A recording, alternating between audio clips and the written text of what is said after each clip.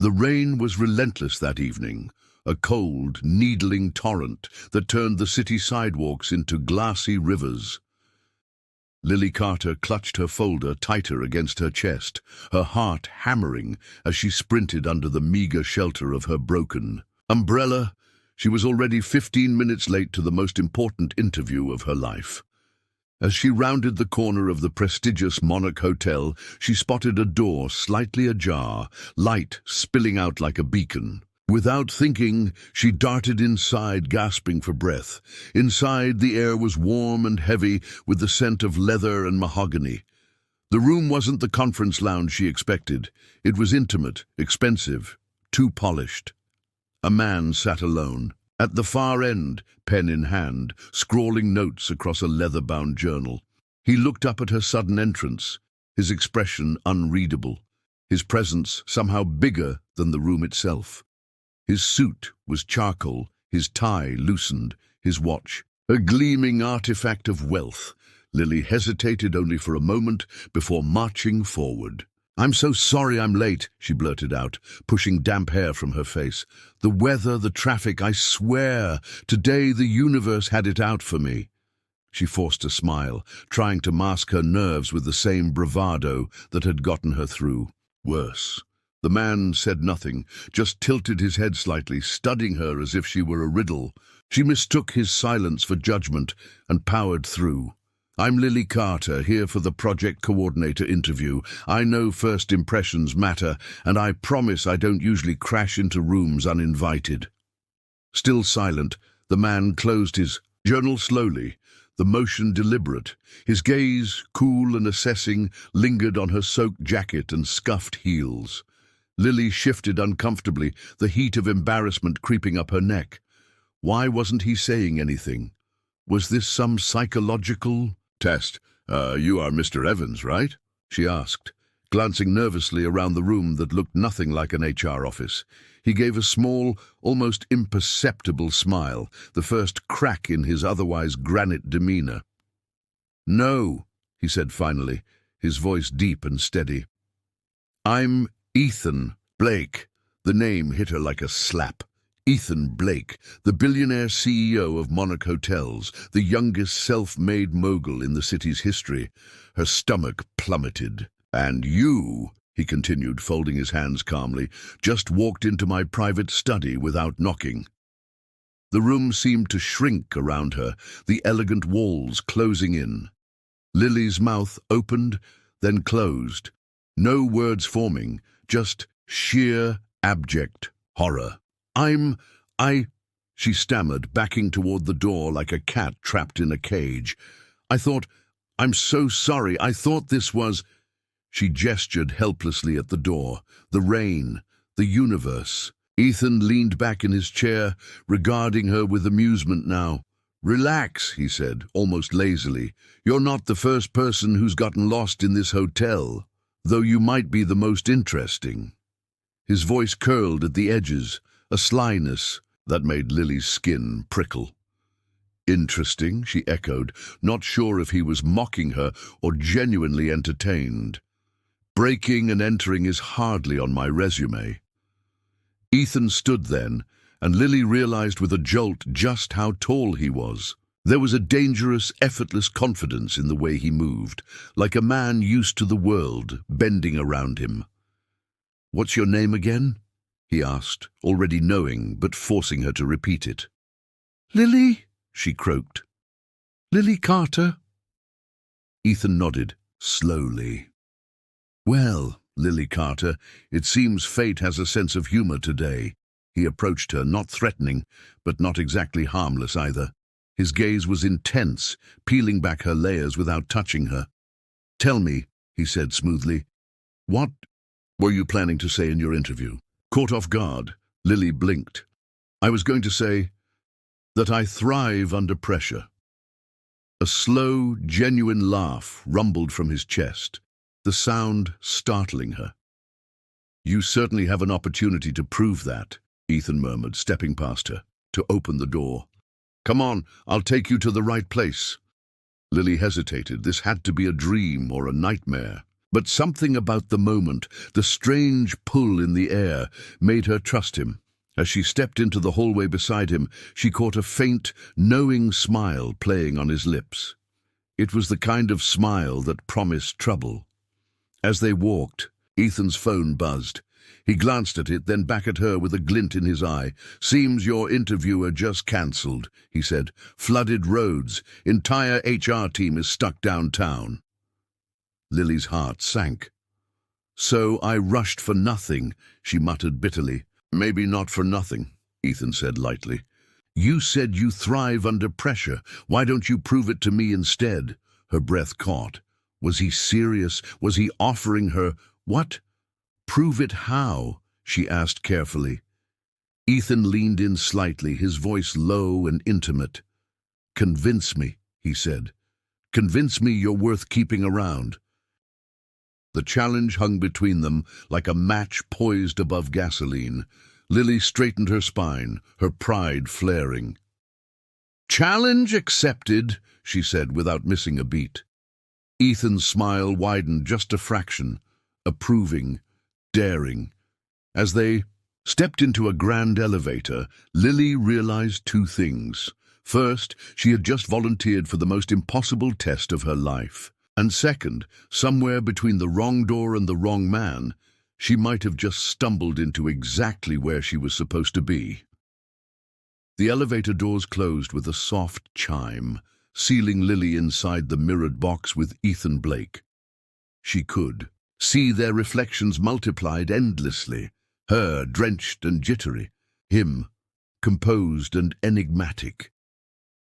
She adjusted her folder nervously, trying not to stare, but his presence was magnetic, as if he anchored the space around him. The silence stretched so long it became tangible, broken only by the soft hum of the elevator. Cables. "So," Lily said finally, needing to hear something, anything. "Is this a standard part of the Monarch Hotel's interview process? Get lost, crash a private meeting, and improvise a sales pitch?" Ethan chuckled, a deep, unguarded sound that somehow unsettled her more than silence. "Only for the extraordinary candidates," he said. "Or the ones brave enough to barge into the wrong room." His eyes gleamed under the muted light, reading her with unnerving ease. As the elevator ascended, Lily tried to steady herself. She wasn't naive. She knew men like Ethan Blake didn't just help random girls. There was an angle. There was always an angle. Still, she couldn't deny the strange electric pull between them, thick enough to taste. When the doors slid open, revealing a private lounge with panoramic views of the city, she realized this wasn't just an interview anymore. It was a test of another kind. Ethan gestured toward a pair of leather armchairs facing the window.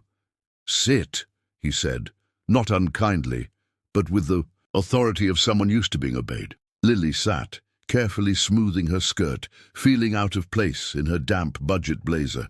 He dropped into the chair across from her, lounging like a man with all the time in the world, while her nerves tightened with every second. "Tell me," he said, fingers steepled under his chin, "what's the most impressive thing you've ever done?" Caught off guard, Lily hesitated. She thought about her thin resume, her part-time jobs, the years spent scraping by. None of it sounded impressive, not compared to whatever billionaire criteria he was measuring her against. Still, lying wasn't an option. "I survived," she said quietly. "Every time life tried to drown me, I survived." Ethan's eyebrows lifted slightly, intrigued. "Not exactly the corporate answer I expected," he murmured. "Good." He stood suddenly, pacing a slow circle around the room. The movement was deliberate, almost predatory. Lily's heart thudded painfully in her chest. "You see, Miss Carter," he said, voice low, "this world doesn't reward survival. It rewards domination." He stopped behind her, and she felt, rather than saw, the heat of him. "Are you a survivor, or are you someone who can change the game?" The question felt like a knife poised at her throat. Lily forced herself to turn, in her chair, meeting his gaze head-on. "I haven't had the luxury of dominating anything," she said evenly, "but I learn fast, and I don't quit." Ethan studied her for a long moment, the only sound the rain tapping against the vast windows. Something shifted in his eyes. Approval, maybe, or curiosity.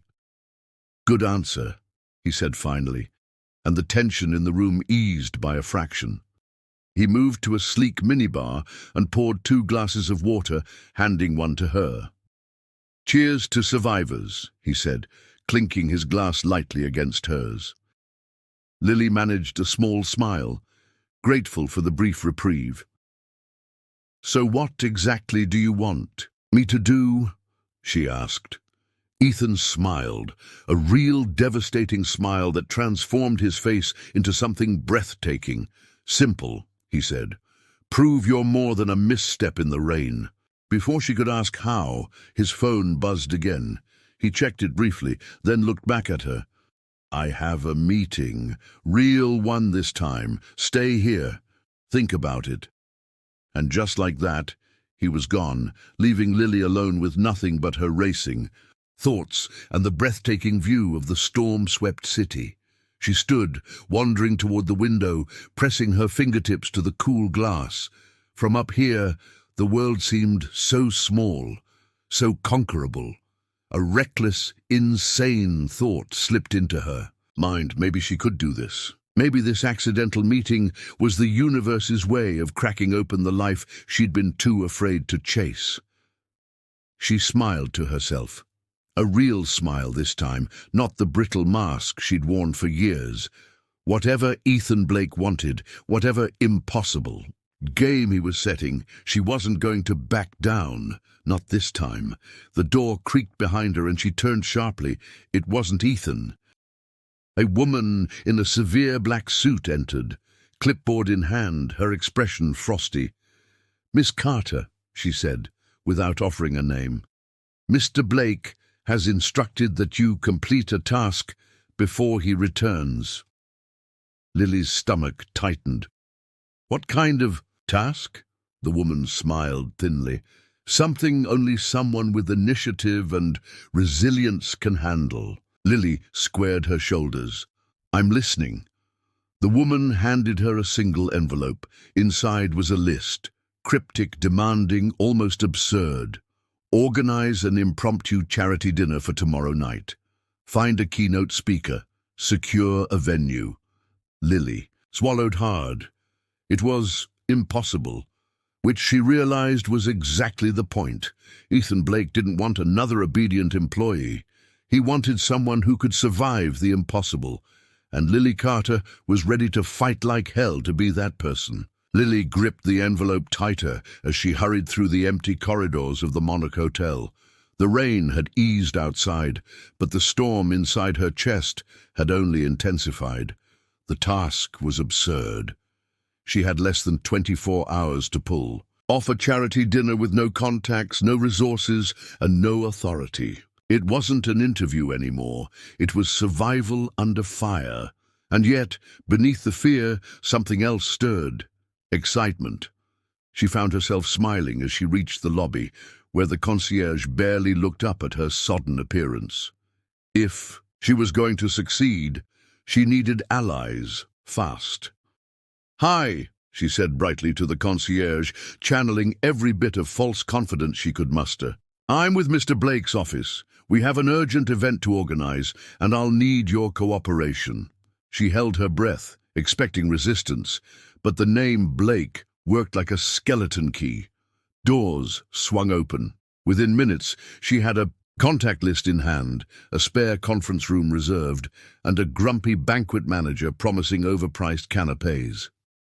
Lily worked the phones relentlessly, weaving stories, promising exposure, painting visions of grandeur with nothing but sheer audacity.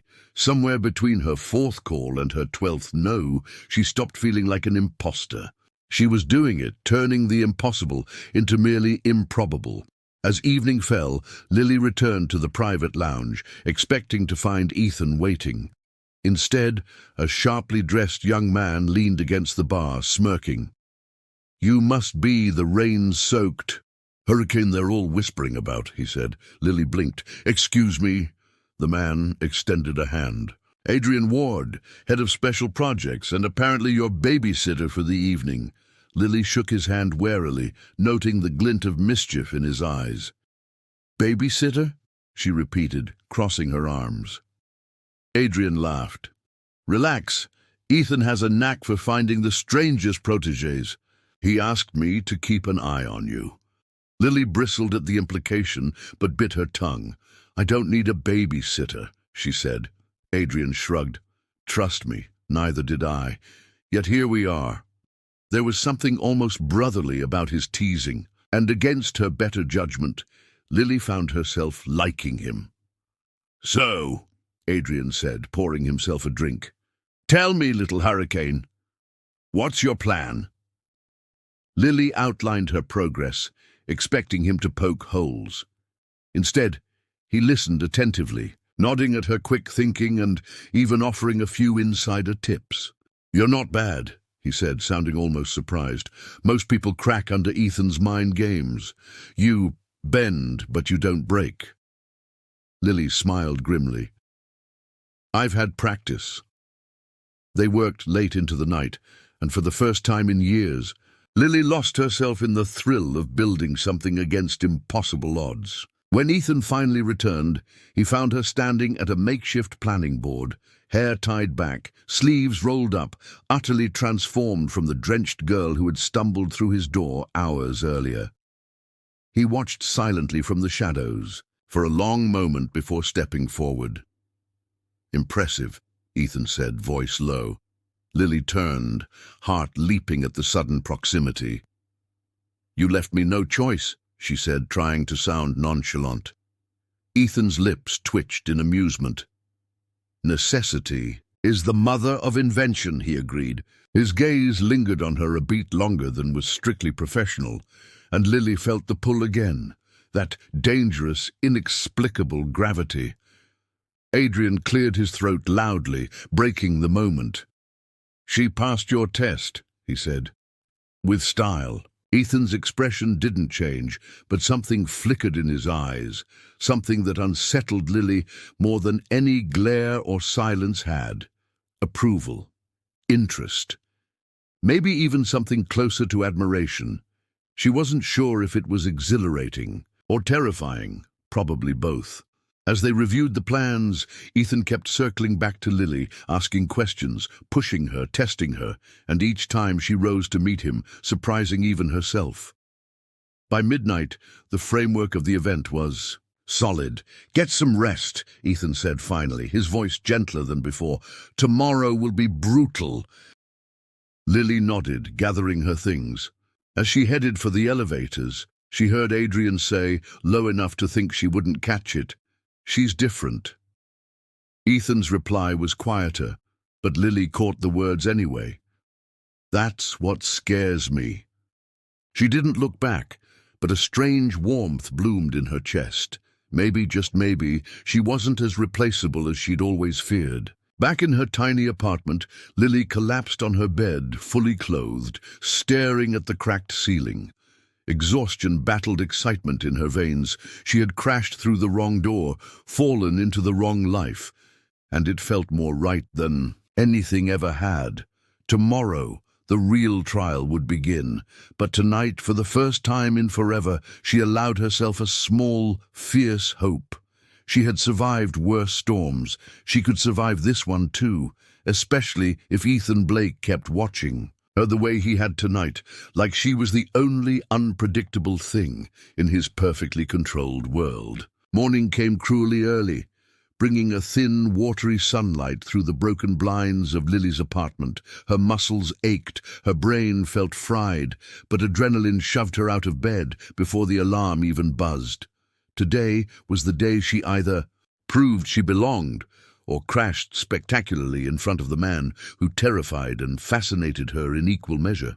She threw on the cleanest outfit she could find, twisted her hair into a knot, and practically ran to the monarch. Inside the hotel, chaos already hummed. Staff bustled with clipboards, deliveries clogged the grand entrance, and the air was thick with the metallic tang of nerves. Lily found Adrian by the ballroom, arms crossed, smirking. "Well, well," he said, "you didn't run off in the night. That's already further than most make it." Lily shot him a withering look, but secretly appreciated the acknowledgement. "Save the sarcasm," she said. "Where's Ethan?" "Waiting inside," Adrian replied, "and he's in a mood." Lily swallowed hard but forced her feet to move. She pushed open the double doors and stepped into the grand ballroom. Ethan stood near the stage, perfectly poised, his suit immaculate as always. His back was to her, but somehow he knew she was there. "You're late," he said without turning around. Lily glanced at her watch. 2 minutes past 8. "Good morning to you too," she muttered under her breath. He finally turned, and his face was unreadable, carved from marble. "Walk me through it," he said. "No greeting, no small talk." Lily squared her shoulders and launched into a rapid-fire briefing. Guest list, menu, seating arrangements, entertainment. "Line up!" Ethan listened without interruption, his grey eyes sharp and unwavering. When she finished, he walked slowly toward her, each step deliberate. "And what happens," he said, voice soft but dangerous, "if something goes wrong?" Lily didn't flinch. "Then I fix it," she said simply. Ethan stopped an arm's length away, studying her. After a long, tense silence, he spoke. "Let's make it interesting," he said. Lily blinked. "Interesting?" He smiled slightly, a shark smile. "A bet. If tonight goes flawlessly, you win. If it doesn't—" His voice trailed off, letting the implication hang in the air. Lily raised an eyebrow. "And what exactly am I winning?" Ethan's eyes gleamed. "A job," he said. "Real one. Full salary. Full responsibilities. Not just running errands or surviving storms." Lily's heart thudded painfully against her ribs. A real job. A real chance. "And if I lose?" she asked, her voice steady. Ethan leaned in just slightly, enough that she caught the faint scent of expensive cologne. "Then you walk out those doors," he said, "and we pretend we never met." The weight of it hit her like a punch. High stakes, no safety net. Exactly the way he liked to play. Lily hesitated for only a moment before lifting her chin defiantly. "Deal," she said. Ethan's smile deepened, a flash of approval breaking through his cool exterior. "I admire your recklessness," he murmured. "It reminds me of someone I used to know." There was something almost wistful in his voice, but it was gone too quickly. "To be sure." They shook hands, brief, electric, and the deal was sealed. The hours blurred after that. Lily raced from room to room, double-checking details, smoothing out last-minute disasters with pure grit. Adrian was a reluctant but invaluable ally, helping her diffuse minor crises with sarcastic advice and sly grins. By the time the first guests began to arrive, Lily was running on nothing but caffeine, adrenaline, and stubbornness. But everything, miraculously, was holding together. The event began smoothly. Speeches were delivered without a hitch. The auction raised more money than expected. Even the finicky lighting system, which had threatened to implode an hour ago, performed flawlessly. Lily hovered at the edges, invisible but vigilant, every nerve ending tuned to the slightest ripple of trouble. At one point, she caught Ethan watching her across the room, his expression inscrutable. When the last champagne flute was drained and the final check signed, Lily allowed herself a moment of fragile hope. Maybe, just maybe, she had won. But Ethan didn't approach her. He disappeared into the crowd, leaving her alone with her racing thoughts. She wandered toward the back terrace, needing air, needing space. The city sprawled out before her, glittering and cold. "You're not bad at this," a voice said behind her. She turned to find Ethan leaning casually against the doorway, hands in his pockets. "You made it look easy," he added, Lily smiled faintly. It wasn't. Ethan pushed off the wall, strolling toward her with slow, measured steps. Good, he said. If it had been easy, it wouldn't have impressed me. They stood in silence for a moment, the night heavy around them. Finally, Ethan spoke again. You won, he said simply. Relief crashed over her, so sudden and overwhelming that she almost staggered. Thank you, she whispered. Ethan shook his head. No, he said. Thank you for reminding me what real resilience looks like. His voice was rougher now, touched with something raw. Lily didn't know what possessed her. Maybe the exhaustion, maybe the triumph, but she reached out, brushing her fingers lightly against his sleeve. You don't have to carry it all alone, you know, she said quietly. Ethan flinched just slightly, as if the words had hit some buried wound. Maybe, he said after a beat, but some weights are too old to put down. The moment stretched between them, delicate and dangerous. Lily opened her mouth to say something, anything, but Ethan shook his head, stepping back. Congratulations, he said, voice cool again. Your contract starts Monday. Full benefits, full headaches. And with that, he vanished into the hotel, leaving Lily alone under the vast, indifferent stars. She should have felt victorious. Instead, all she felt was the growing certainty that winning Ethan Blake's attention had been the easiest part. Keeping it, surviving it, would be another storm entirely, and she wasn't sure she was ready, not yet. Monday morning arrived with a grey, misty drizzle, casting a melancholy veil over the Monarch Hotel's gleaming facade. Lily Carter stood across the street, her heart hammering so loudly it felt like the whole city could hear it. This was no longer an accident, no longer a game. She was walking through those doors as an employee, as someone Ethan Blake had bet on, and the weight of that knowledge sat heavy on her shoulders. She crossed the street and entered the lobby, the familiar scent of polished marble and expensive flowers hitting her immediately. For a moment she stood still, feeling the pulse of the building. It felt different now. Bigger, colder, more dangerous. She straightened her spine, steeled herself, and headed toward the elevators. As she passed reception, she caught snippets of whispers. "That's her," someone said, low but not low enough. The new project lead, Blake's pick. Heat flushed up Lily's neck. She pretended not to hear, but inside, 1,000 tiny knives twisted. She wasn't invisible anymore. Eyes followed her, judging, questioning, some curious, others resentful. In this world, being noticed was as much a curse as it was a victory. She pressed the elevator button and waited, feeling the weight of invisible stairs pinning her in place. She wished she could disappear into the marble floor. When the elevator doors opened, she stepped in quickly, head down. But before they could close, a hand reached out to stop them. Adrian Ward slipped inside, his grin annoyingly bright for the gloomy morning. "Look who survived," he said. Lily mustered a weak smile. "Barely." Adrian chuckled. "Congratulations, little hurricane. You're officially one of us now." His tone was light, but there was an edge underneath, a warning, maybe. As the elevator rose, Adrian leaned casually against the mirrored wall. "Word travels fast around here," he said. "People want to know what you did to catch the dragons." Lily frowned. "Dragon?" Adrian shrugged. "Ethan Blake, cold blood, fire when provoked, impossible to tame." Lily swallowed hard. "I didn't do anything special," she said.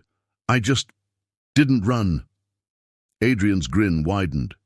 "Exactly." They parted ways on the executive floor, Adrian heading left while Lily hesitated, adjusting the strap of her bag nervously. She found her desk tucked into a glass-walled corner, small but with a view of the city sprawling endlessly below.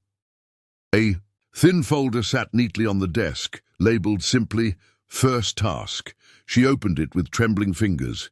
Inside was a list of projects, deadlines, contacts. No instructions, no encouragement, just expectation.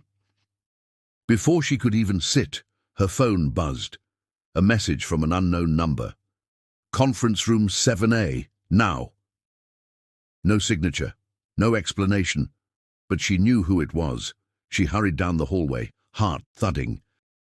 When she entered the room, Ethan was already there, pacing like a caged lion. He didn't look up as she approached, just gestured toward a stack of files on the table. "Review these," he said. "Summarize the gaps. I want a report by noon." Lily nodded, adrenaline spiking. "And Miss Carter," Ethan added, finally meeting her eyes. His gaze was sharp, cool, almost clinical. "Mistakes are tolerated once, never twice." Lily held his gaze, refusing to show fear. "Understood," she said. For a fraction of a second, something flickered across his face. Satisfaction, maybe. Then it was gone, replaced by the same icy professionalism. "Good. You're dismissed." She left the room with the files clutched to her chest, the whispered judgments of the hallway waiting for her like a minefield. "She thinks she's special," someone muttered. "Let's see how long she lasts," another voice chimed in. Lily forced herself to walk steadily, head high, even as the words tore at her confidence. She wasn't here to make friends. She was here to survive. Back at her desk, she dove into the files, determined to drown out the noise with work. Names, figures, contracts blurred together, but she pushed through the fatigue, the fear. Noon came faster than she expected. She bundled her notes neatly and made her way back to 7A. Ethan was waiting, arms crossed, expression unreadable. She handed him the report without a word. He flipped through it quickly, scanning. Then, to her shock, he nodded. "Acceptable," he said. In Ethan Blake's world, she knew, that was the equivalent of a standing ovation. Relief flooded her, but she kept her face neutral. "Thank you," she said, voice steady. Ethan looked at her for a long, long moment, as if weighing something invisible between them. "You're not what I expected," he said quietly. Lily blinked, unsure if it was a compliment or a warning. "Neither are you," she replied before she could stop herself. For a heartbeat, the corners of Ethan's mouth twitched upward, but then the walls slammed back into place. He turned away, signaling the end of the conversation. "Back to work," he said curtly. Lily returned to her desk, feeling both exhausted and strangely alive.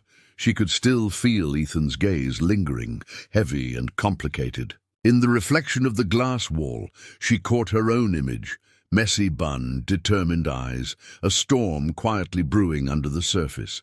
She smiled just a little. The whispers could keep coming. The looks could keep judging. She wasn't going anywhere, and neither, she realized, was whatever dangerous electric thing had begun sparking between her and Ethan Blake. The week blurred into a relentless parade of deadlines, tasks, and silent tests. Every morning, Lily braced herself for the invisible gauntlet she had to run. Whispers, judgmental stares, impossible assignments. Yet somehow she kept surviving, kept clawing her way through. Ethan Blake remained a looming figure on the horizon. Of her days, distant, commanding, and maddeningly unreadable. Their interactions were brief, clinical, until Friday afternoon when everything shifted. She was buried in spreadsheets when a folded piece of paper landed on her desk. No envelope, no preamble. She opened it, heart already racing. In Ethan's sharp slanted handwriting were just 2 lines. "Dinner, 7:30 La Rue. Dress appropriately." No explanation, no question mark. A summons, not a request. Lily stared at the note, 1,000 thoughts stampeding through her mind. Was this business? Another test? Something else entirely? Her pulse fluttered wildly at the thought. She glanced around, but no one seemed to notice. If anyone else received mysterious dinner invitations from the CEO, they were better at hiding it. She stuffed the note into her bag and tried to focus on her work. but concentration slipped through her fingers like water. By 6 o'clock, she gave up pretending. She rushed home, tore through her closet in a frenzy. Dress appropriately could mean anything. She settled on a simple black dress, elegant but understated, paired with modest heels. As she stood in front of the mirror, fixing her hair for the third time, she caught herself smiling nervously. "Calm down," she muttered. "It's just dinner. It's probably a strategy meeting. Or a trap." The rain had returned by the time she reached La Rue, a discreetly luxurious restaurant tucked into a quiet side street. She stepped inside, the warmth and low lighting wrapping around her like a hug. The maitre d' greeted her without hesitation, as if expecting her. "Right this way, Miss Carter," he said smoothly. She followed, heart pounding against her ribs, like a drum. Ethan was already seated at a corner table, nursing a glass of something dark. He looked up as she approached, and for the first time, his guarded expression slipped. His eyes, normally cool and calculating, softened, just for a second. "You came," he said, voice low. Lily sat down carefully, feeling like she was balancing on a wire stretched over a canyon. "You didn't give me much choice," she replied, trying for lightness. He smirked faintly. "True." A brief silence settled between them, not uncomfortable, but heavy with things unsaid. A waiter appeared as if by magic, and Ethan ordered for both of them without asking. Lily raised an eyebrow, but said nothing. She recognized the tactic: control the environment, control the outcome. But she wasn't as easily dominated as he probably hoped. The food arrived quickly, delicate dishes arranged like art. Lily picked at her plate, appetite lost to the knot twisting in her stomach. Finally, she couldn't take it anymore. "Why am I here, Ethan?" she asked, her voice sharper than intended. He set down his fork, steepled his fingers, and looked at her like a puzzle he couldn't quite solve. "You intrigue me," he said simply. Lily blinked. "I thought I annoyed you." Ethan smiled, small, secretive. "You do, and yet here we are." His gaze was so direct, so disarming, that Lily had to look away. She traced the rim of her water glass with a trembling finger. "This isn't professional," she said quietly. Ethan's smile faded. "No," he agreed. "It's not." The weight of that admission hung between them. Lily forced herself to meet his eyes again. "What do you want from me?" she asked. For a long moment, Ethan said nothing. Then he leaned forward, his voice barely above a whisper. "I don't know yet," he said. "And that terrifies me." His honesty was like a slap, raw, unfiltered, vulnerable in a way she had never imagined Ethan Blake could be. Lily swallowed hard, her heart racing. She should leave. She should run as far and as fast as possible from this beautiful, broken man who could crush her without even meaning to. But instead, she stayed. "You're not the only one who's terrified," she whispered back. Ethan's eyes darkened, something fierce and aching flickering in their depths. "Good," he said. "At least we're both drowning." The rest of the meal passed in a strange, charged silence.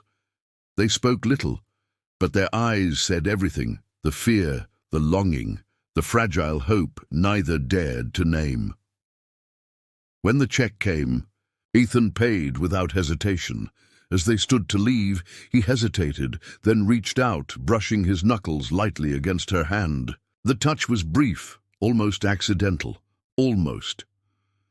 Outside, the rain had softened into a misty drizzle. Ethan walked her to the curb, hands shoved deep into his pockets, the perfect image of a man fighting wars inside himself. "Good night, Lily," he said, voice rough. She smiled up at him, heart breaking and blooming all at once. "Good night, Ethan." She turned and walked away, feeling his gaze burning into her back with every step. When she finally looked over her shoulder, he was still there, standing alone in the rain. watching her disappear into the night. The following week unfolded like a delicate balancing act, one Lily wasn't sure she could maintain much longer. Professionalism by day, chaos by night. At the Monarch, she and Ethan interacted with careful distance as if nothing had happened. No dinner, no whispered admissions in the rain, just business. But beneath every clipped meeting and exchanged glance, something crackled dangerously, unspoken but very much alive. Tuesday afternoon brought a storm of a different kind. A critical client event was scheduled, one that Lily had been assigned to coordinate.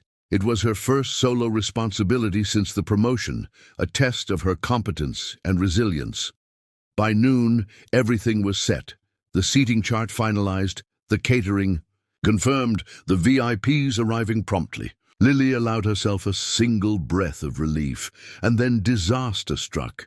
The projector system, critical for the main presentation, failed catastrophically. No warning, no recovery. Lily stood frozen in horror as black screens flickered mockingly. Across the grand ballroom, a dozen top executives began murmuring, shifting in their chairs. Panic clawed at her throat, but she forced it down. Think, move, solve. Adrian appeared at her side, murmuring urgently, "Backup plan." Lily started, but her mind was a blank sheet. Ethan's voice echoed from a distant memory. "Mistakes are tolerated once, never twice." She swallowed hard. No panic, only action. "Manual presentation," she said, snapping into command. "Print out the slides. Deliver copies to every table. Keep the momentum alive. Adrian, stall them. Talk about the wine list. Tell a joke. Anything." Adrian grinned, impressed despite himself, and hurried off. Lily sprinted backstage, barked orders at the panicking tech team, and commandeered a printer from the hotel's admin office. Within minutes, she was hauling stacks of paper back to the ballroom, heart hammering, hands shaking. Staff moved like ants under her direction, placing handouts in front of every guest, just as the keynote speaker cleared his throat at the podium. By the time Ethan entered the room, silent, sharp-eyed, everything was back on track. The presentation flowed. The executives laughed and applauded. No one even seemed to notice the missing screens anymore. But Ethan noticed. Oh, he noticed. Everything. After the event ended and the guests began trickling out, he approached her, slow and deliberate. Lily stiffened, bracing herself for cold reprimand. Instead, he surprised her. "You improvised," he said quietly. His tone wasn't critical. It was something closer to wonder. Lily met his gaze, refusing to shrink. "There wasn't time to do anything else," she replied. A muscle ticked in Ethan's jaw, like he was fighting something. Finally, he exhaled, almost a laugh. "You're dangerous when cornered, Carter." There was no anger in his voice, only admiration. And something deeper, darker. They stood there, for a moment too long, the noise of the world fading around them. Lily could feel it, the pull between them, undeniable, magnetic. And then Adrian chose that exact moment to appear, breaking the spell with a cough. "Boss," he said lightly, "the investors want a quick photo with you." Ethan's eyes lingered on Lily for one final heartbeat before he turned away. She watched him go, her heart doing ridiculous acrobatics inside her chest. This wasn't just a crush, and it wasn't just professional ambition. It was something messier, more dangerous. She should have been scared.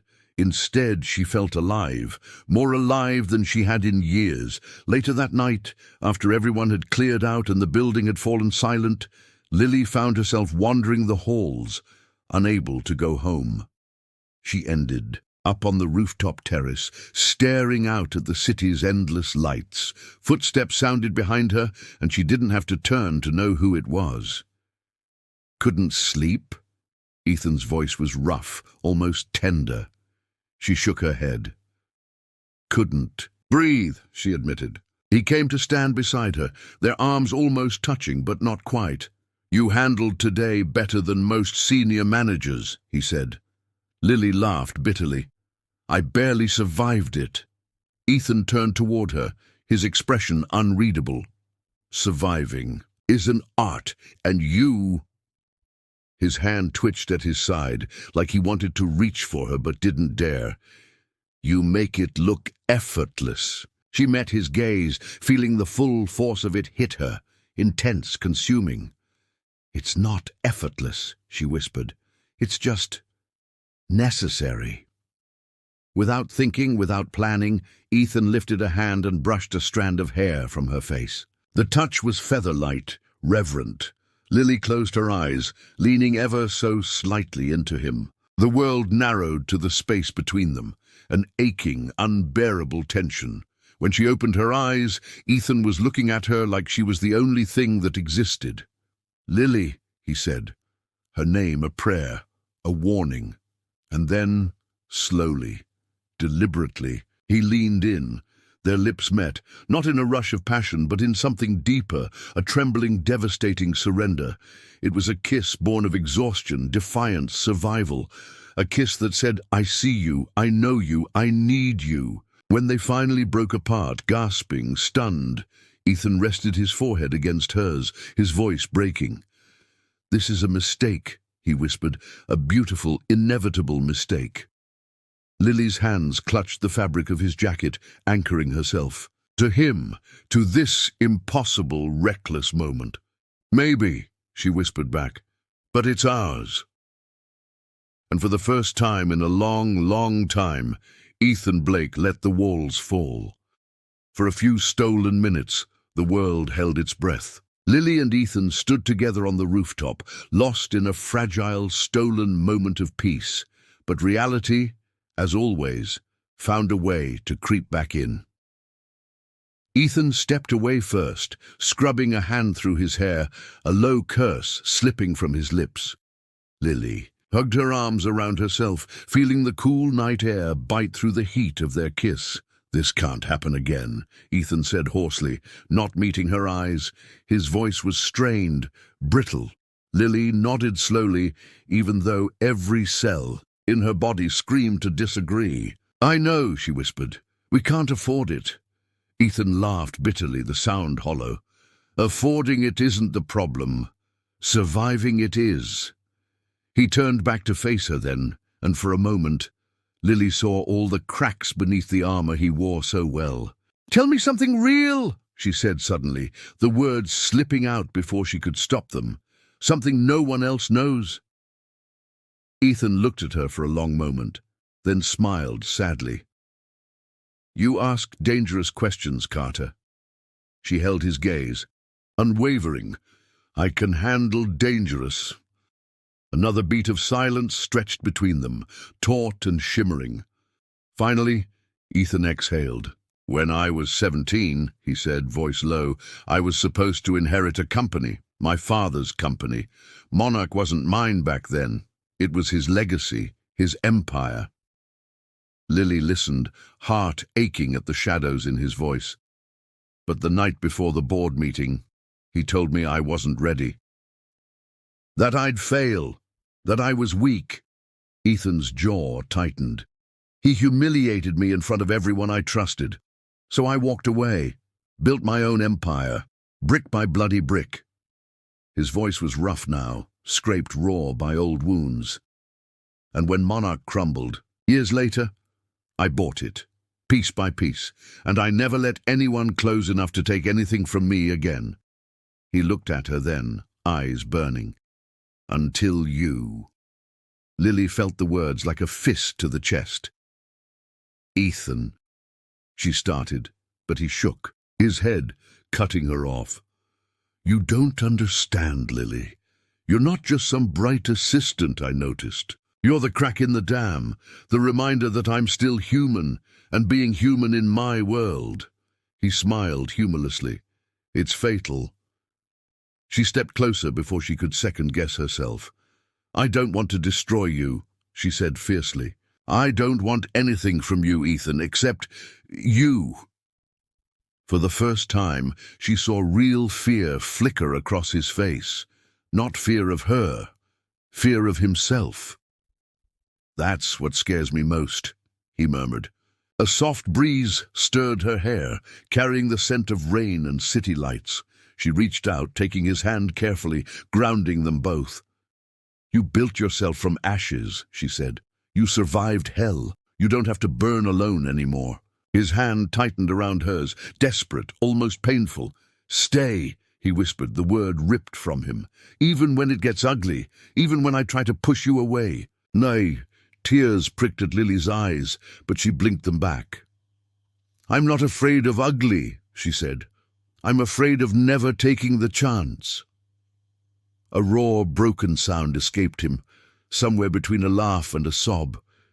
He pulled her against him then, holding her like a drowning man clinging to a lifeline. Lily buried her face in his chest, feeling the rapid, ragged beat of his heart under her palms. For the first time, Ethan Blake wasn't the untouchable CEO. He was just a man, scarred, terrified, and finally letting someone see him. They stood like that for what felt like hours, the city's heartbeat thrumming around them. When they finally pulled apart, Ethan rested his forehead against hers again, breathing her in like salvation. "You're not what I planned," he whispered. "You're not what I planned either," she murmured. "But maybe that's the point." A soft chime from Ethan's phone broke the spell. He pulled back reluctantly, glancing at the screen. His jaw clenched. "I have to go," he said. "Trouble?" she asked, already knowing the answer. "Always," he said grimly. He hesitated, then pressed a quick, desperate kiss to her forehead. "Stay safe, Carter." And then he was gone, swallowed by the night, leaving Lily standing alone under the glittering city lights. She didn't move for a long time, just stared after him, heart aching with too many emotions to name. Maybe this was a mistake. Maybe it would end in heartbreak. But right now, in this sliver of borrowed time, she chose to believe. She chose him. The next morning, the world felt different, softer somehow. Lily walked into Monarch with a quiet sense of defiance burning inside her.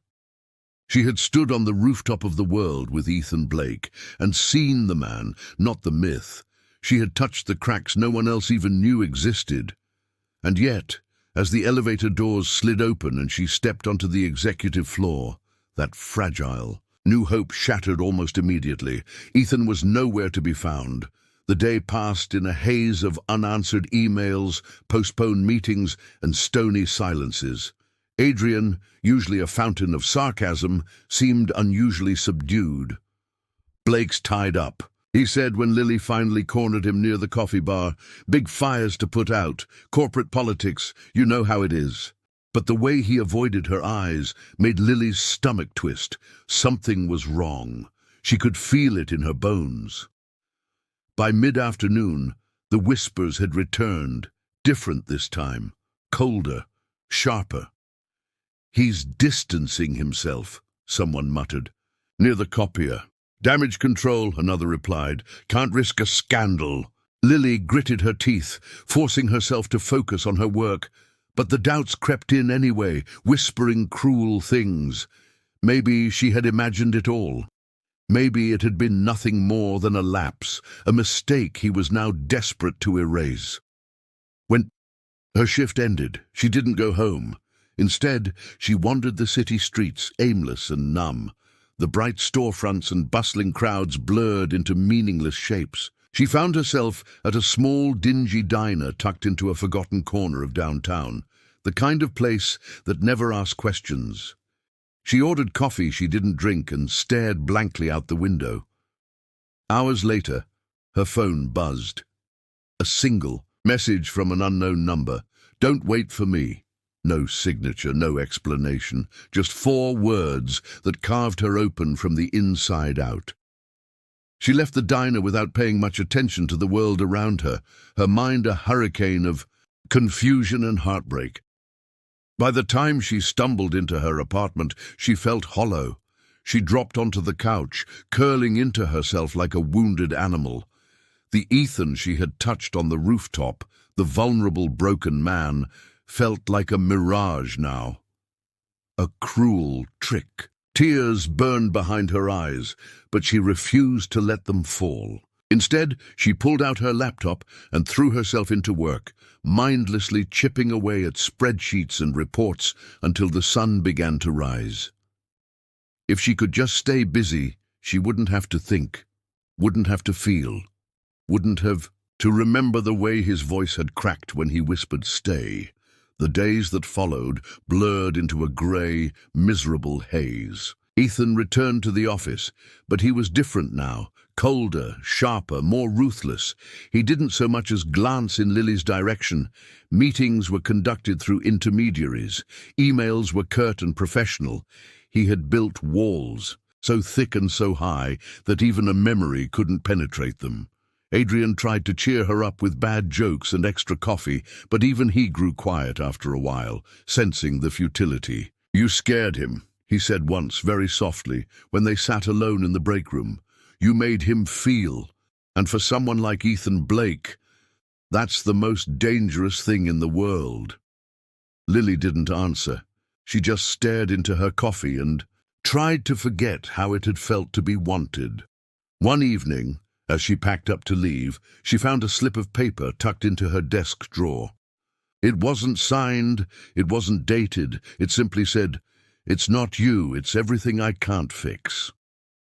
Lily crumpled the note in her fist, fighting the urge to scream. She didn't want apologies written in ink. She wanted the man who had kissed her under the stars, the man who had looked at her like she was the first real thing he'd seen in years. But that man was gone, buried under layers of fear, ambition, and duty. She knew now Ethan Blake would never choose her. Not openly, not fully, not in the way she needed. And maybe she couldn't blame him. Maybe some wounds ran too deep to heal. Still, as she walked away from Monarch that night, head held high despite the shattering inside her, she made herself a promise. She would not be defined by his fear. She would not be another casualty of someone else's brokenness. She would survive. She always had. It had been 3 days since Lily decided she couldn't keep waiting for miracles. She threw herself into her projects with mechanical precision, becoming the employee everyone respected but no one really saw. She didn't smile unless necessary. She didn't linger in hallways or hover near elevators. She worked, she delivered, and she survived. It wasn't living, not really, but it was enough to silence the ache for a while. Friday morning arrived grey and bitter, matching her mood perfectly. She slid into her cubicle, dumped her bag, and flipped open her laptop. Without thinking, but something caught her eye. An envelope, cream-colored and heavy, tucked neatly beneath her keyboard. Her heart stuttered. No name, no mark. Just her desk, her space. Carefully, hands trembling, she opened it. Inside was a letter, handwritten. The words were sharp, slanted, and undeniably familiar. Ethan's handwriting. Her fingers gripped the edges as she began to read. "Lily, I'm not a man who apologizes easily. I'm not a man who lets anyone see him bleed. But if I don't tell you this, I'll regret it for the rest of my life. You didn't break me. You didn't ruin me. You reminded me I'm still human." She blinked rapidly, trying to keep the letters from blurring. She kept reading, devouring every word like oxygen. "I pushed you away because I'm terrified. Terrified that the moment you get too close, everything will collapse. That I'll destroy you the way I destroy everything I touch. But running hasn't fixed anything. It hasn't erased the way you make the world seem less heavy. I don't know how to do this. I don't know how to be the man you deserve, but I want to try. If you can forgive my cowardice, meet me tonight. The rooftop, midnight. No promises, just hope. E." Lily clutched the letter against her chest, unable to breathe. Midnight. Tonight. She looked at the clock. 12 hours to go.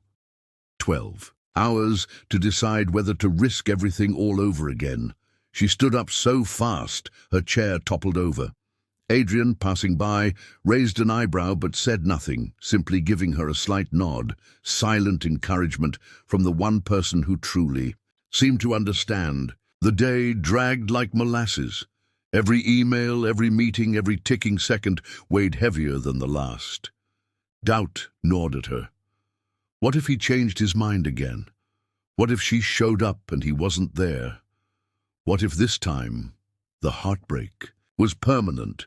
But deeper still was another voice whispering, what if this time he's ready? When the clock finally struck 10, she fled the building. She spent the next 2 hours pacing her tiny apartment, trying on different outfits, discarding them all. It didn't matter what she wore. It mattered that she showed up, that she was brave enough to choose hope over fear, just this once. She left the apartment with nothing but her courage and the crumpled letter in her coat pocket. The streets were eerily quiet at that hour. Monarch loomed ahead, a monolith against the night sky. She slipped inside unnoticed, her footsteps silent on the marble floors. She took the service elevator, the one staff used, half expecting it to groan in protest at her trembling hands. As the numbers ticked higher, so did her pulse. When the doors opened onto the rooftop, the cold air slapped her awake, and he was there. Ethan stood near the edge, hands shoved deep into the pockets of his black coat, his profile carved from shadow and starlight. He didn't turn at her approach. He just spoke, his voice carried by the wind. "I wasn't sure you'd come." Lily swallowed hard, the lump in her throat nearly choking her. "Neither was I," she admitted. He turned then, slowly, and the look on his face nearly brought her to her knees. It was raw. It was desperate. It was real. "I'm terrified," he said simply. "Every part of me wants to push you away again. Tell you it's safer, cleaner, easier." He took a step closer. "But none of that matters anymore. I don't want easy. I want you." Lily's vision blurred, but she didn't move, didn't speak. She let him come to her, close enough that she could feel the ragged edges of his breath against her forehead. "I'm going to screw this up," he whispered. "I'm going to hurt you, not because I want to, but because I don't know how not to." She reached out, hands trembling, and cupped his face between her palms. "Then we'll learn," she said fiercely. Together. For a moment neither moved. The city stretched endlessly around them, indifferent and beautiful. And then Ethan closed the distance, kissing her like a man starved, a man who had forgotten how to hope but was trying anyway. Lily kissed him back with everything she had, all the fear, the forgiveness, the fragile, reckless faith. When they finally broke apart, Ethan pressed his forehead to hers, breathing hard. "I don't deserve you," he said. "Maybe not," Lily whispered, "but I'm here anyway." And under the silent blessing of the midnight sky, they chose each other. Messy, flawed, human, finally. The next morning dawned with a brightness that felt almost offensive. Lily woke, tangled in her sheets, heart still racing from the night before. The rooftop kiss replayed endlessly in her mind, a fragile, precious memory she clutched to her chest. But reality, relentless as ever, came knocking almost immediately. Her phone buzzed on the nightstand, a message from Ethan. "Emergency meeting, conference room 9B, 9 a.m. sharp." No kiss emojis, no soft words. Back to business. She smiled wryly, dragging herself out of bed. Ethan Blake wasn't the type to change overnight, neither was she. But maybe, just maybe, they could find a way to navigate the chaos together. She dressed quickly and hurried to Monarch, heart hammering in her chest for reasons that had nothing to do with deadlines. When she entered conference room 9B, the atmosphere was electric. Ethan stood at the head of the table, surrounded by a few grim-faced executives. He barely acknowledged her arrival, but Lily caught the brief flicker of warmth in his eyes before the walls snapped back into place. "We have a situation," Ethan announced, "and a narrow window to fix it." He clicked a remote and a massive blueprint flashed onto the screen. a luxury expansion project, Monarch's crown jewel. "The opening gala is in 3 weeks," Ethan said. "But the project is behind schedule, way behind. If we miss the deadline, we lose millions in investments and our reputation." A heavy silence settled over the room. Ethan's gaze swept the group, sharp and merciless. "I need someone to take over," he said.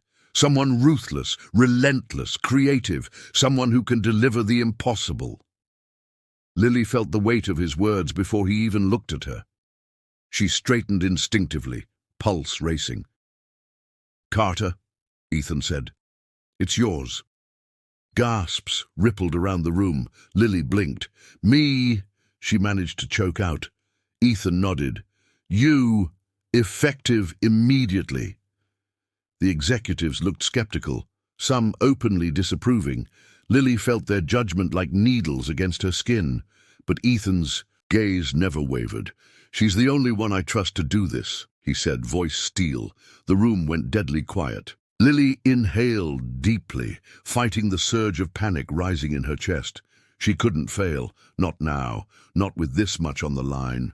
"I'll need full access," she said, surprising herself with how steady her voice sounded. "Authority to reassign. Personnel, budget flexibility."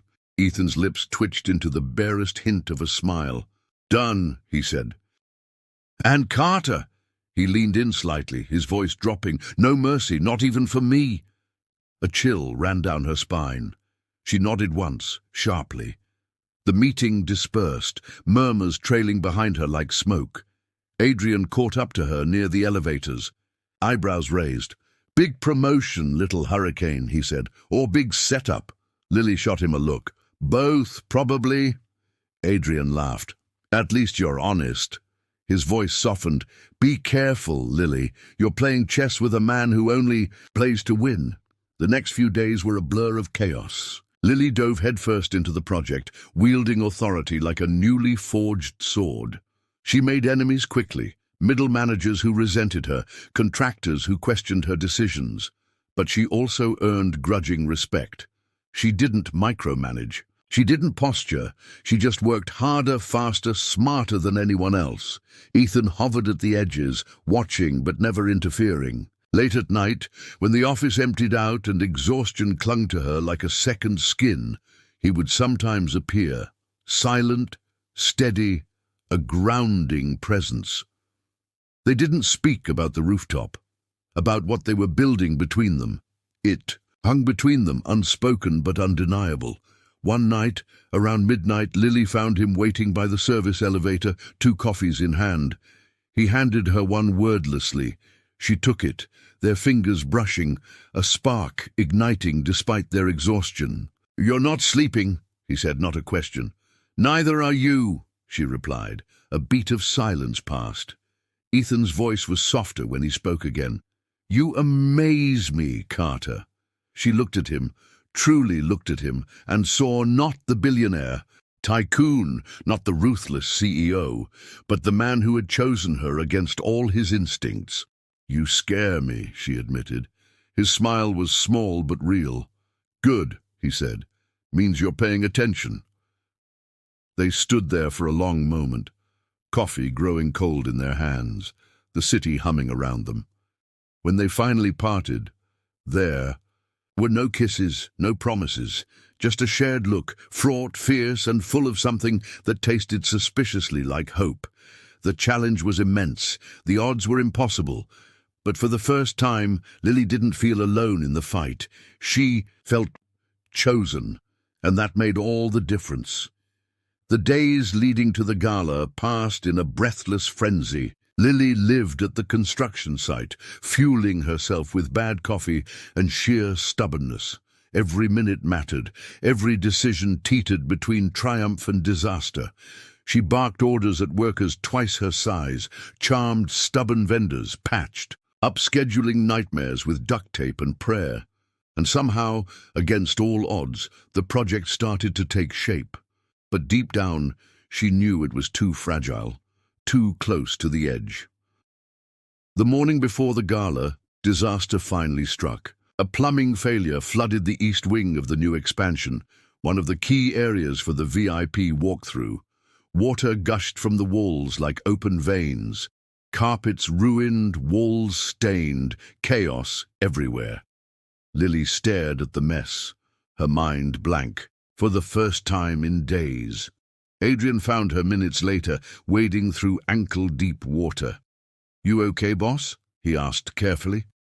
Lily laughed, a sharp, broken sound. "Do I look okay?" Adrian grinned despite the situation. "Honestly, you look terrifying, which is probably exactly what we need right now." His words snapped something loose inside her. She straightened, jaw set. "Get the maintenance crews, get industrial dryers, call in every favor we're owed." Adrian nodded and sprinted off without another word. Lily grabbed her phone and called. Ethan's private line, heart hammering. He answered on the first ring. "Talk to me," he said, voice sharp. She didn't sugarcoat it. "Flood, East Wing. Catastrophic." A beat of silence. "What do you need?" he asked simply. Lily closed her eyes for half a second, savoring the fact that, for once, she didn't have to carry everything alone. "Time," she said, "and a miracle." "I'll buy you both," Ethan said. "Hold the line." True to his word, reinforcements arrived. Within an hour, specialized crews, insurance agents, even a few city officials motivated to speed up approvals. Money moved mountains, Lily realized, but it wasn't the money that saved the day. It was Ethan's absolute, unwavering trust in her ability to salvage the impossible. It was the way he believed in her when she barely believed in herself. For 20 straight hours, Lily fought the disaster with everything she had. She coordinated crews, rewrote floor plans, shifted decorations, bribed florists to deliver new arrangements before dawn. By the time the sun rose, she could barely stand. Her body screamed, her mind blurred. But when she looked around at the finished space, polished, gleaming whole, she felt something fierce and beautiful bloom in her chest. She had done it. She had survived the storm. At 9 sharp, the gala began.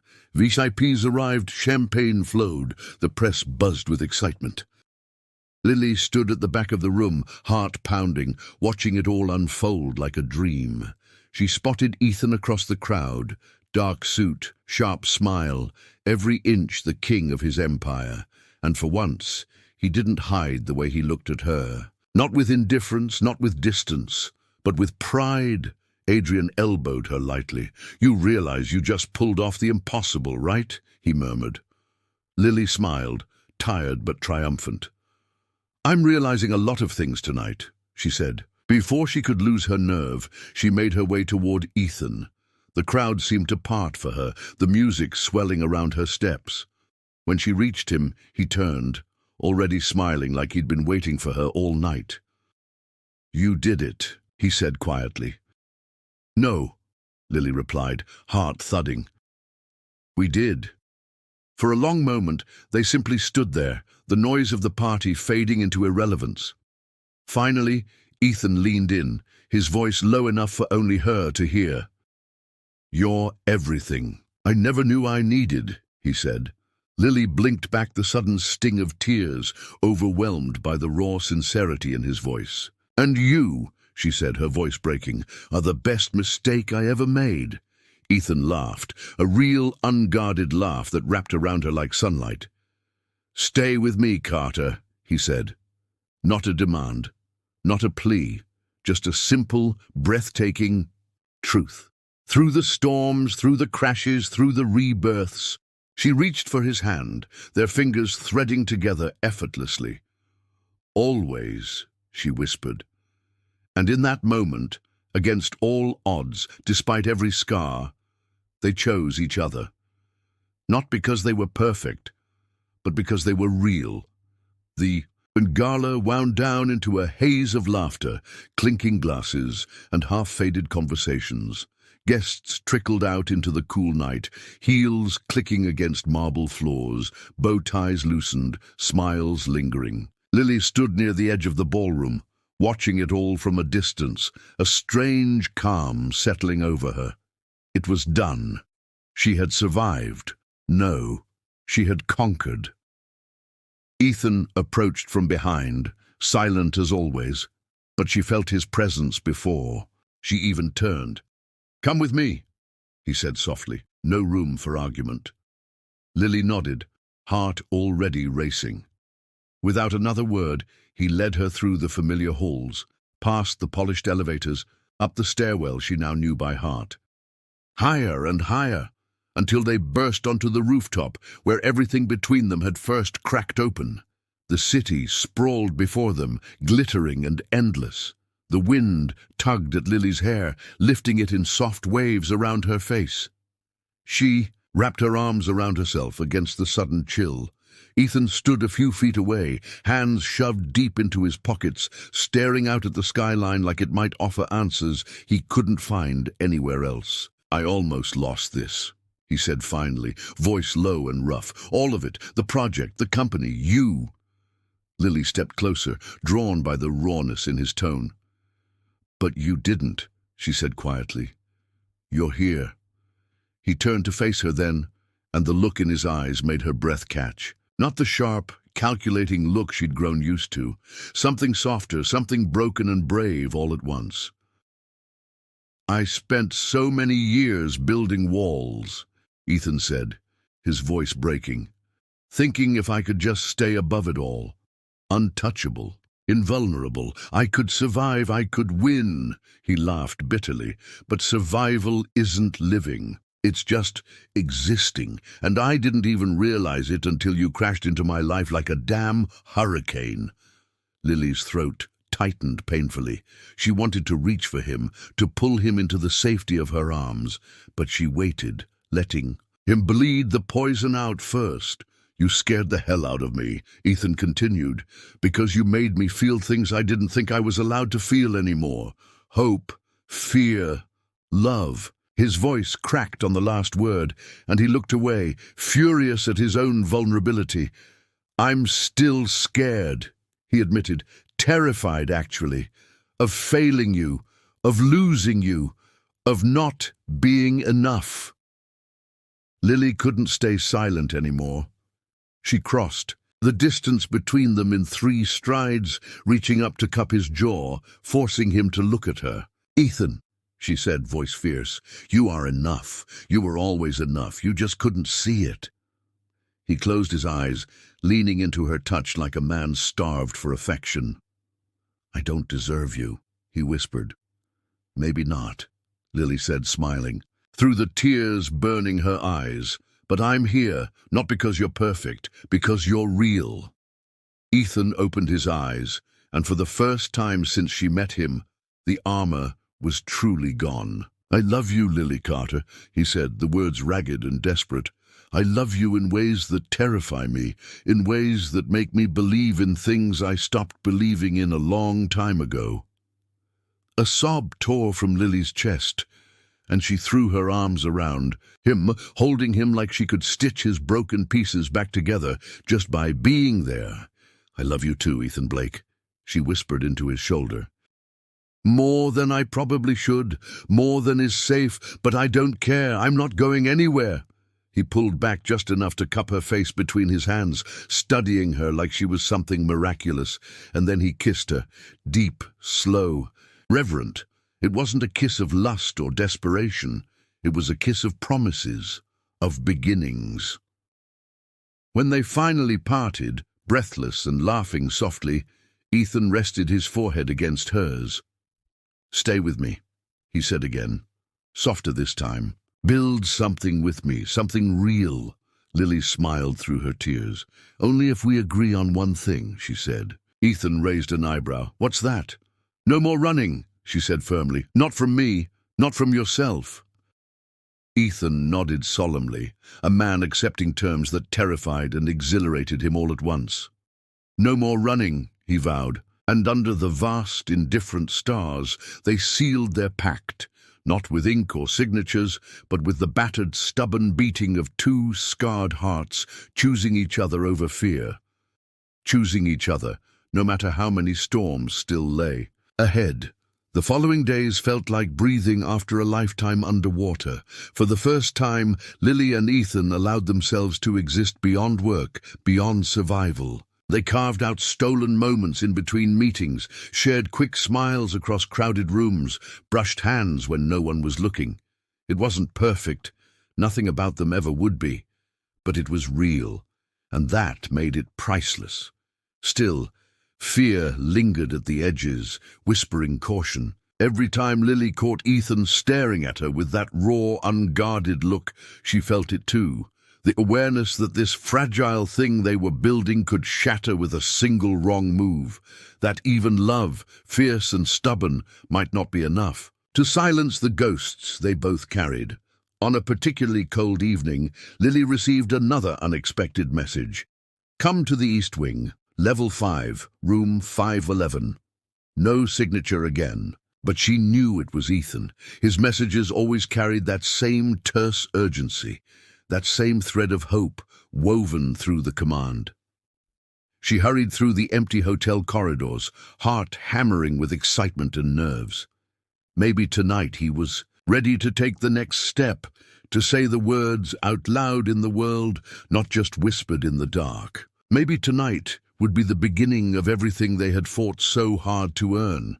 But when she reached room 511 and pushed the door open, she realized instantly she had made a mistake.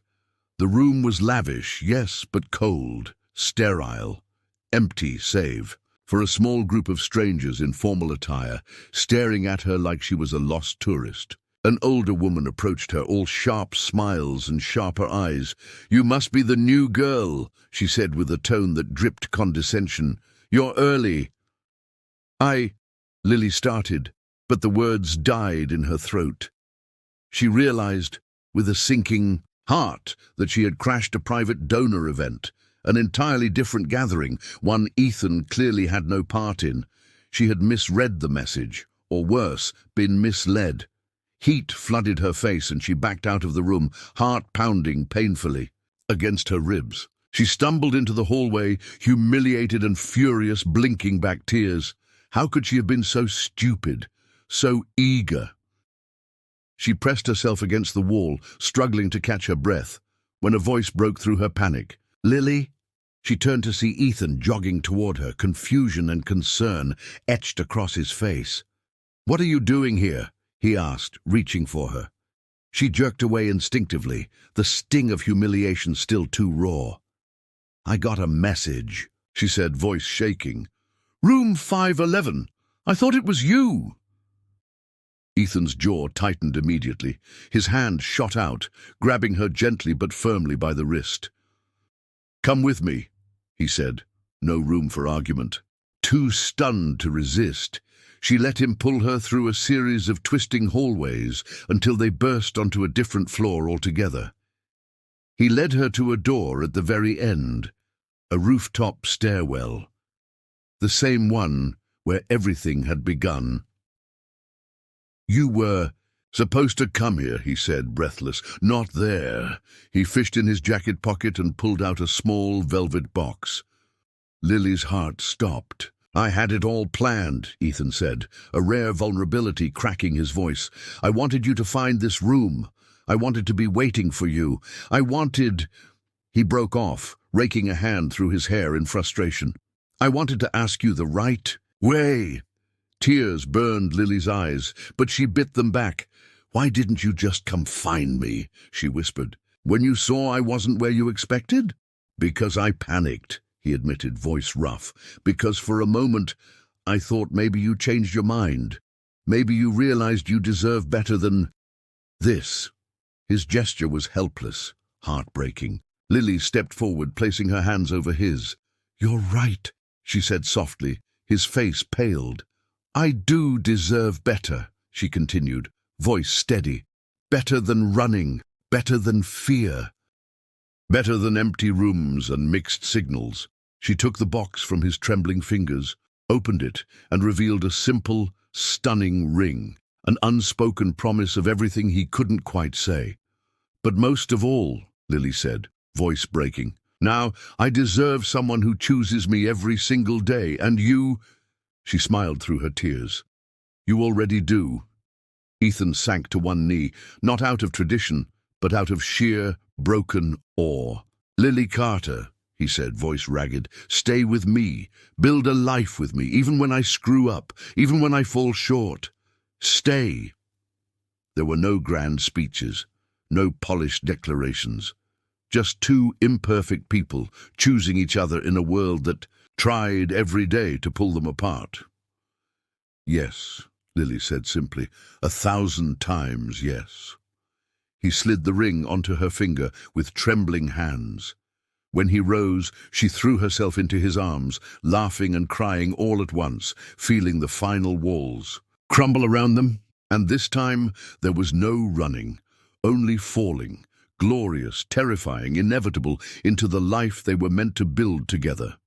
The world outside the rooftop seemed to dissolve into nothingness. All that mattered was the man holding her, as if letting go would break him in ways he couldn't survive. Lily clung to Ethan just as tightly, both of them trembling from the magnitude of what had just happened. This wasn't the polished fairy tale she had once secretly dreamed of. It was something messier, more terrifying, and infinitely more beautiful. When they finally pulled apart, Ethan cupped her face in his hands, searching her eyes as if needing to be sure this wasn't just a fever dream. "You're really staying," he whispered, wonder lacing every syllable. Lily laughed through her tears, a sound light and bright enough to chase away the last shadows clinging to him. "I'm exactly where I'm supposed to be," she said, "wrong turns and all." They stayed on the rooftop for a while longer, wrapped in each other, trading soft words and promises too sacred to shout into the night. Eventually, practicality forced them back inside. Monarch awaited. The world awaited, but they weren't afraid anymore. They would face it together, storm after storm, mistake after mistake, hand in hand. The next few weeks passed in a dizzying blur. Word spread quickly about their engagement, not through official press releases or grand announcements, but through whispers, exchanged looks, and the undeniable way Ethan Blake, the Dragon of Monarch, smiled like a man finally unchained. Some disapproved, of course. Some sneered. Lily didn't care. Ethan didn't care. And that, she realized, was the only approval they ever really needed. One rainy afternoon, exactly 3 months after their rooftop confession, Lily found herself standing in front of a familiar, battered door. Room 511. The place where she had made her last wrong turn. She smiled to herself, heart full to bursting. Ethan appeared at her side, wrapping an arm around her waist. "You sure about this?" he murmured. She nodded, gripping the new set of keys in her hand. Positive. They had bought the entire east wing of Monarch's old expansion project. An act of rebellion, of reclamation. Together, they had transformed it into something new, a non-profit foundation aimed at helping young entrepreneurs build their own dreams, without needing to survive the brutal gauntlet Ethan had faced alone. A place for second chances. For wrong. Turns that somehow led to the right place after all. Inside, sunlight spilled through the newly restored windows, bathing the polished floors in golden light. Volunteers bustled about, painting walls, setting up workstations. Hope buzzed in the air, alive and electric. Lily turned to Ethan, overwhelmed by everything they had built together. "I love you," she said, "because some things deserve to be said out loud every day." Ethan leaned down, brushing a kiss across her forehead. "And I will spend the rest of my life proving you were right too." They spent the rest of the day working side by side, building furniture, making phone calls, laughing over ridiculous plans. It was chaotic and imperfect, and utterly breathtakingly real. When the sun finally dipped below the skyline, they stood together by the tall windows, watching the city light up one building at a time. "Do you ever think about it?" Lily asked, softly, How different things would be if I hadn't walked into the wrong room that day. Ethan smiled, sliding his arms around her waist. Every day, he said, and every day I'm grateful you made the wrong turn, because it led you to me. She rested her head against his chest, listening to the steady, unbreakable beat of his heart.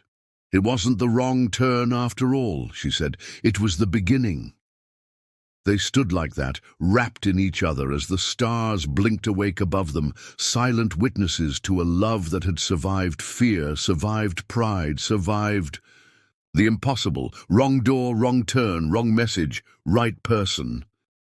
Right heart, right place at long last. Wow, what a story, right? I'd love to hear what you thought. Drop a comment, rate it from 1 to 10 and tell me where you're watching from. And hey, don't forget to subscribe and check out the other stories we have on the channel. There's so much more waiting for you.